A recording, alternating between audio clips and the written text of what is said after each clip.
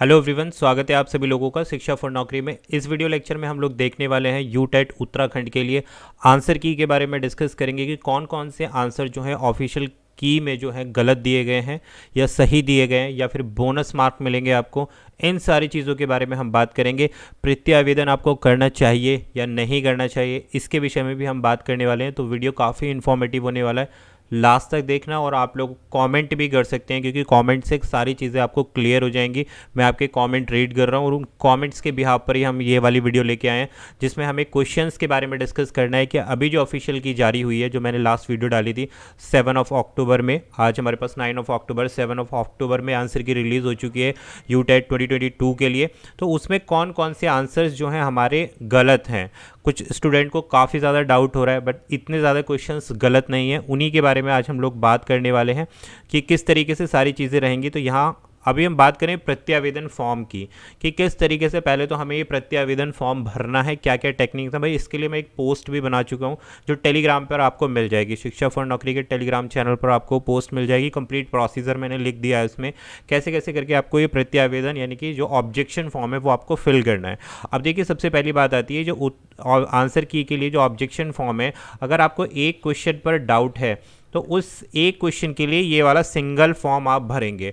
अब उस फॉर्म को भरने के बाद आयोग ने बोला है कि उसको आपको मेल पर भेजना है, यानी कि आपको लिफाफे में बंद करके भेजना है। तो यहाँ कुछ स्टूडेंट को सबसे पहले डाउट है कि किस तरीके से भेजा जाएगा, क्योंकि कोई भी एड्रेस जो है उत्तराखंड पात्रता परीक्षा यानी कि जो यूटेट है उन्होंने नहीं भेजा है, केवल एक ईमेल आईडी भेजी है। तो आपको क्या करना है, ये जो फॉर्मेट है, ये जो मेरे सामने फॉर्मेट खुला है, इसको पूरा फिल करना है। आपको यहाँ पर परीक्षा का नाम डालना है, जो आपकी परीक्षा हुई है यूटेट 2022 की परीक्षा तिथि ऑलरेडी डली है। अपना रोल नंबर डालिए, अपना नाम डालिए और यहाँ पर अपना एड्रेस डालिए। इसके साथ जो नीचे यहाँ पर टेबल दी गई है, देखिए, अपने क्वेश्चन पेपर का सेट लिखिए, सब्जेक्ट लिखिए, प्रश्न संख्या। तो ये पूरी डिटेल केवल एक क्वेश्चन के लिए। सपोज आपके पास कोई एक क्वेश्चन है, सपोज 12 क्वेश्चन में आपको कोई प्रॉब्लम है, सब्जेक्ट क्या है आपके पास, सीडीपी है, वो यहाँ आपने भर दिया। तो इसमें सारी डिटेल जो है इसी क्वेश्चन के बारे में रहेगी कि आंसर की क्या थी ऑफिशियल, जो आपका आंसर है वो क्या था और उसकी एक्सप्लेनेशन। अब इसके बाद अगर आपके पास कोई दूसरा क्वेश्चन है तो उसके लिए फॉर्म आपको दोबारा से अलग सेपरेट भरना होगा और उसका एक प्रिंट आउट लेना होगा। इस फॉर्म को प्रिंट आउट निकालना है, उसको फिलअप करना है और उसको पीडीएफ में कन्वर्ट करके आपको जो पर्टिकुलर मेल आईडी जो मैंने बताई थी उस मेल आईडी पर आपको मेल करना है आयोग को।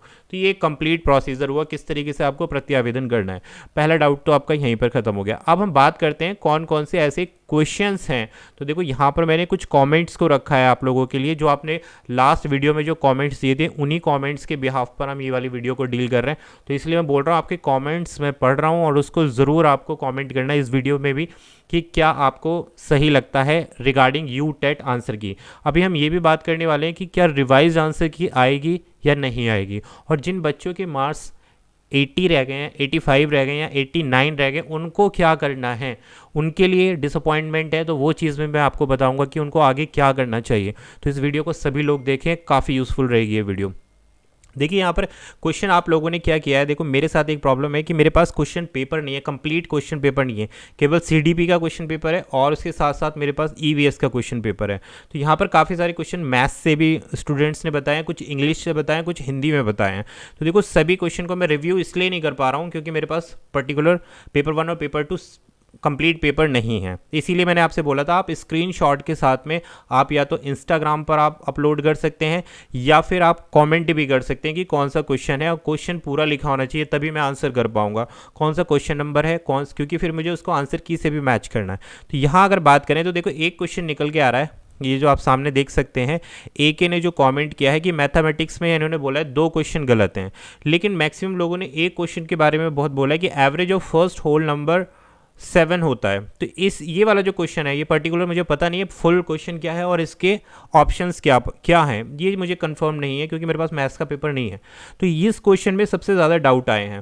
तो इस क्वेश्चन को रिव्यू करते हैं और इस क्वेश्चन को जहाँ तक ये क्वेश्चन रिव्यू में जाएगा, और हो सकता है आपको सभी को एक बोनस मार्क भी मिले। अगर आप प्रत्यावेदन नहीं भी करते हैं और ये क्वेश्चन गलत हुआ तो आपको यहाँ पर बोनस मार्क मिल जाएगा डेफिनेटली।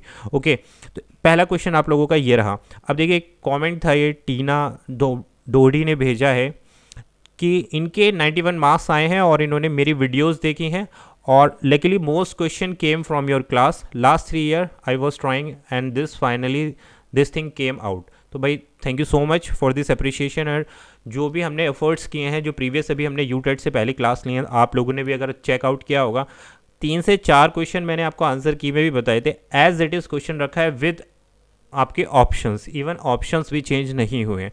आप जाकर दोबारा भी चेकआउट कर सकते हो मेरी वीडियोस, इन्होंने यहाँ पर मेंशन किया है। Thank you so much. अब बात करते हैं कि और कौन कौन से क्वेश्चंस हैं जो यहाँ पर मेंशन किए गए हैं स्टूडेंट्स के द्वारा। तो मैं काफ़ी सारे क्वेश्चंस पर ध्यान दे रहा था, इसमें से देखो ये लोड हो रहे हैं, ये वही वीडियो है जो अभी मैंने रिसेंटली परसों डाली थी। अब यहाँ पर ये अंकित जोशी जी ने एक क्वेश्चन के बारे में बोला, ये अंतर्दृष्टि मूल्यवान वाला एक क्वेश्चन था। अब ये क्या है क्या नहीं है ये मुझे क्लियर नहीं हो रहा है ना। तो एक स्मृति, चिंतन, अभिप्रेरणा तीनों होने चाहिए। ये मैं अभी मैच करूँगा कि इसमें आंसर की में ऑफिशियली क्या चीज़ दी गई है, उसके बाद ही आप लोग प्रत्यावेदन करें। अभी जल्दी ना करें प्रत्यावेदन करने वाली, ठीक है। बुद्धि परीक्षण वाले के लिए भाई देखो, बुद्धि परीक्षण वाले के CDP का क्वेश्चन था, शायद मैंने भी इसको आंसर में गलत बताया, आई थिंक बाद में मैंने इसको करेक्ट चेकआउट किया, तो इसमें ऑप्शन डी ही सही आएगा कि बुद्धि परीक्षण किस एज की आयु के लिए किया जाता है जिसके लिए वो डिज़ाइन किया जाता है। आई थिंक मैंने सी ऑप्शन बताया था, बट आंसर डी ही है, और आंसर ऑफिशियल आंसर की में भी डी ही आया है। अब यहाँ पर पश्चिमी इतिहास बोध वाला हिंदी फर्स्ट में, अब मेरे पास हिंदी फर्स्ट का पेपर नहीं है, अगर आप स्क्रीनशॉट लेकर डालेंगे ना तो मेरे लिए ईजी हो जाएगा, और मैं इसी तरीके से वीडियो में आपको डिस्कस कर सकता हूँ आगे नेक्स्ट वीडियो में कि क्या हमें उसके लिए प्रत्यावेदन करना चाहिए या नहीं करना चाहिए, ठीक है। तो इन्होंने काफ़ी सारी चीज़ें लिखी हैं इन्होंने अंकित जी ने, लेकिन बात यही है मेरे पास क्वेश्चन नहीं है, है ना। तो आपके पास अगर क्वेश्चन का स्क्रीनशॉट अगर आप डाल सकते हैं, आप टेलीग्राम पर मेरे को, टेलीग्राम पर नहीं पोस्ट कर सकते या तो आप मेल कर दीजिए मेरे को, या फिर आप इंस्टाग्राम, शिक्षा फॉर नौकरी इंस्टाग्राम पेज है वहाँ पर आप DM कर सकते हैं विद स्क्रीनशॉट। अब इसके बाद बात करते हैं, देखिए यहाँ पर क्वेश्चन नंबर, दीपिका ने क्वेश्चन नंबर 114 दिया है। अब ये मैथमेटिक्स पेपर 2 की बात कर रहे हैं कि error play crucial role in learning of mathematics, this statement. भाई बिल्कुल सही है स्टेटमेंट कि एरर जो है एक महत्वपूर्ण भूमिका निभाते हैं मैथमेटिक्स की अधिगम में। अब इसके साथ ऑप्शंस क्या है मुझे वो देखने पड़ेंगे। इन्होंने बोला कि option A should be correct instead of answer option C. ये कह रही हैं कि आंसर की में ऑप्शन सी दिया है लेकिन ऑप्शन ए करेक्ट होना चाहिए। अब ऑप्शन ए अगर ये है कि एरर्स रोल प्ले करती हैं तो डेफिनेटली ये आपका बिल्कुल करेक्ट हो जाएगा, ठीक है। इसके बाद इन्होंने दूसरा ऑप्शन क्वेश्चन दिया है, क्वेश्चन नंबर 135। अब ये मुझे नहीं पता ये कहाँ से आया है, ये SST का है या EVS का क्वेश्चन है, कि ये सिगरेट्स और cold stove often require fanning to sustain burning because of. अब ये चीज़ भी देखो यहाँ पर अगर स्क्रीनशॉट होता तो हम इसको इजीली डिस्कस कर सकते थे, मैंने इसीलिए आप लोगों से बोला था। यहाँ पर एक क्वेश्चन निकल के आता है कि which of one of the following recommend the 3 language formula. इस क्वेश्चन को सभी लोग रिव्यू करना और उसके बाद में कॉमेंट करना। मैं आपको यहाँ पर करेक्ट आंसर बता देता हूँ कि 3 लैंग्वेज फार्मूला कौन से ईयर में आया था। तो भाई देखो 3 लैंग्वेज फार्मूला जो है ये 1986 में जो है पार्लियामेंट के थ्रू पास हुआ था। आप इसको वेरीफाई भी कर सकते हो जाके, ठीक है। तो यहाँ पर बोल रहे हैं कि आंसर 31 बाय आयो Kothari commission 1985 year is wrong. अगर भाई 85 ईयर दिया है तो डेफिनेटली ये क्वेश्चन रॉन्ग है ऑफिशियल के अकॉर्डिंग। अगर ऑफिशियल आंसर किए में ईयर 85 मेंशन किया है तो, क्योंकि ये ईयर 1968 में जो है पार्लियामेंट के द्वारा भी पास कर दिया गया था जो 3 लैंग्वेज फार्मूला है, ठीक है भाई। तो इस क्वेश्चन को आप मार्क कर सकते हैं और इसके स्क्रीनशॉट भी मेरे को ज़रूर भेज देना। तो ये क्वेश्चन थे भाई जो हम लगातार डिस्कस कर रहे हैं, जो मेरी नज़र में आए हैं, जिसको मुझे लगा कि आप लोगों के लिए वीडियो बनानी चाहिए। काफ़ी सारे क्वेश्चंस आपके आ रहे थे। यहाँ एक और क्वेश्चन है, मातृभाषा शिक्षण पढ़ाती नहीं है किंडरगार्टन, डॉल्टन, मॉन्टेसरी या फिर नॉम चॉम्स्की। तो देखो भाई यहाँ पर काफ़ी, अब ये क्वेश्चन यहाँ पर भी मेरे को एग्जैक्ट क्लियर नहीं हो रहा है कि क्या है। देखो चॉम्स्की आपको पता है कि भाषा को अर्जित करने की जन्मजात कैपेबिलिटी होती है, ये भाषा के रिस्पेक्ट में किसने बोला, नॉम चॉम्स्की ने बोला है। अब कौन मातृभाषा शिक्षण पढ़ाती नहीं है, जो नॉट वाला ऑप्शन आपको चूज़ करना था। तो देखो किंडरगार्टन में क्या होता है, किंडरगार्टन भी छोटे बच्चों को जो चीज़ें सिखाई जाती हैं वो किंडरगार्टन पद्धति में था। मॉन्टेसरी में भी वही चीज़ होती है। यहाँ पर ये डाल्टन वाला जो सिद्धांत है ना, ये वाला आपको मार्क करना चाहिए जितना मैं क्वेश्चन यहाँ पर पढ़ पा रहा हूँ, ठीक है। उसके अकॉर्डिंग ऑप्शन बी रहेगा यहाँ पर। नेक्स्ट, अब देखो आपने काफ़ी सारे कमेंट किए हैं, आपने सिंपली कमेंट कर दिया कि सर पेपर 2 में सीडीपी और हिंदी 1 में बहुत आंसर गलत शो हो रहे हैं। काफ़ी आंसर्स आप जो है केयरफुली रीड नहीं कर रहे हैं, मैंने ये भी चीज़ नोटिस करी है, ठीक है। तो आप केयरफुली रीड करें, उसके बाद ही एक्सप्लेनेशन या फिर आप स्क्रीनशॉट भी भेज सकते हो जिससे हम डिस्कस कर सकते हैं, ठीक है। अब यहाँ पर लिखा है कोई एक्सप्लेनेशन कर सकता है, नोटिफिकेशन में बोला है कि एनवलप में डालकर भेजो या एड्रेस में ईमेल। तो ये देखो वही चीज़ है कि एनवलप में आपको नहीं भेजना है, केवल आपको जो भी फॉर्म है उसको फिल करना है, पीडीएफ बनाना है, उसका एक्सप्लेनेशन डालकर उसका पीडीएफ बनाना है और उसको स्कैन करके या पीडीएफ बना के आप डायरेक्टली मेल कर सकते हैं। मैंने आपको टेलीग्राम पर सारी डिटेल्स दे दी हैं, आप वहाँ जाकर चेक कर लेना, ठीक है। सर वीडियो बना देना क्वेश्चन के ऑब्जेक्शन के लिए, बिल्कुल यार बना देता, क्योंकि मेरे पास अगर क्वेश्चन होते तो मैं एक एक क्वेश्चन को रिव्यू कर लेता। क्वेश्चन पेपर ही मेरे पास प्रेजेंट नहीं है, खाली सीडीपी के क्वेश्चन पेपर, और सीडीपी में मैक्सिमम क्वेश्चन जो है सही दे रखे हैं। एक क्वेश्चन था भाई जिसमें आपके स्ट्रेस वाले पे बात की जाती है, कौन से ऐसे तत्व हैं जो अधिगम में बाधा डालते हैं, ठीक है। ये क्वेश्चन को हमने डिस्कस किया था। तो उसमें एक आपका मेमोरी था, दूसरा 3 ऑप्शंस थे, तो उसमें जो फर्स्ट ऑप्शन है वो वाला सही है, केवल 2 चीज़ें रहेंगी, और उसमें बच्चे का इंटरेस्ट वाला जो ऑप्शन था वो एलिमिनेट हो जाएगा। तो वो बिल्कुल सही आंसर दिया है आयोग ने भी, उसमें कोई ऐसी बात नहीं है, ठीक है। अब हम इस वीडियो को थोड़ा सा प्रिसाइज करते हैं।